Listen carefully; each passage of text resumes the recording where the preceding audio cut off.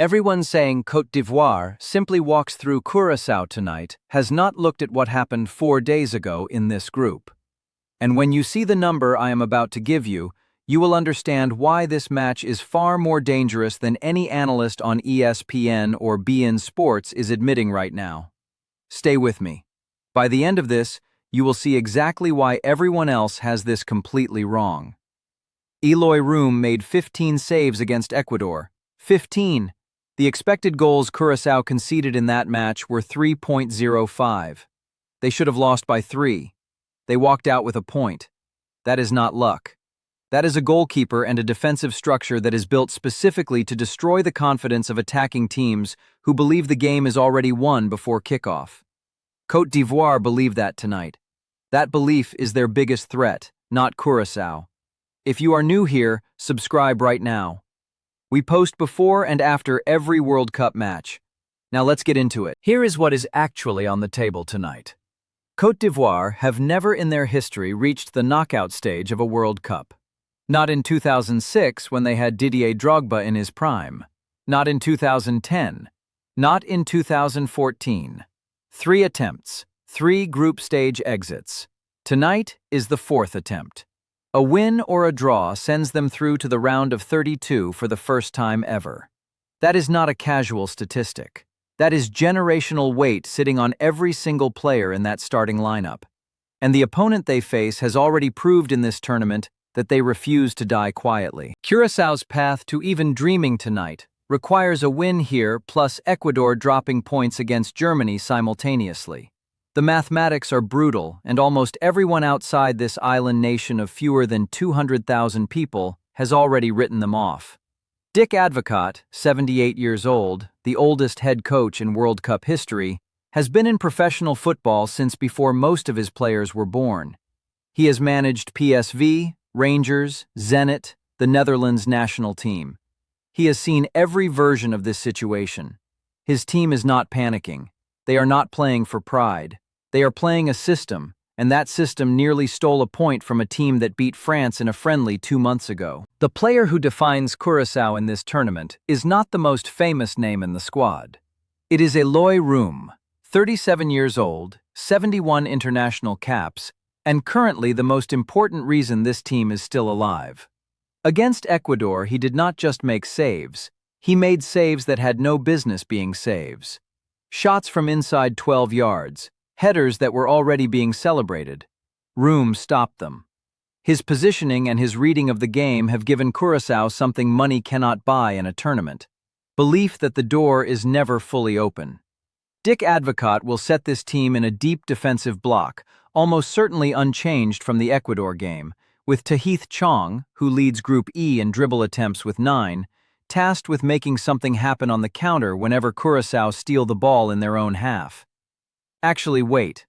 Before I tell you who wins this, you need to know one thing that changes everything. Here is the stat ESPN will not show you tonight.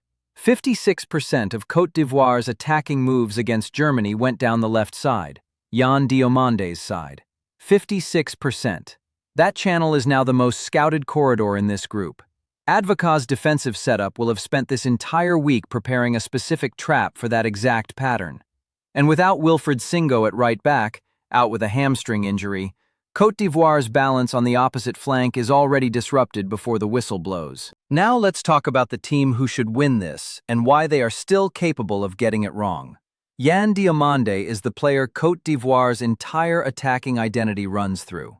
Valued at $115 million, joint most dribbles by any African player in a debut World Cup campaign.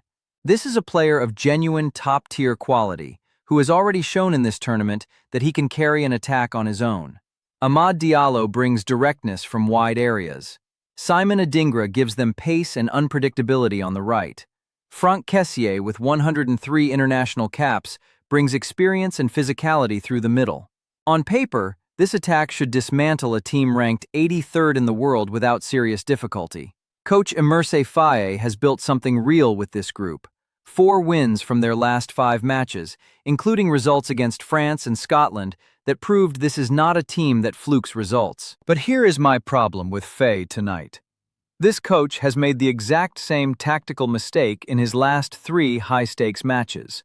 He allows his team to funnel attacks down one predictable channel. We already established it is the left, Diomande's side, and when that channel gets shut down, Côte d'Ivoire's attacking rhythm collapses into individual moments rather than collective pressure.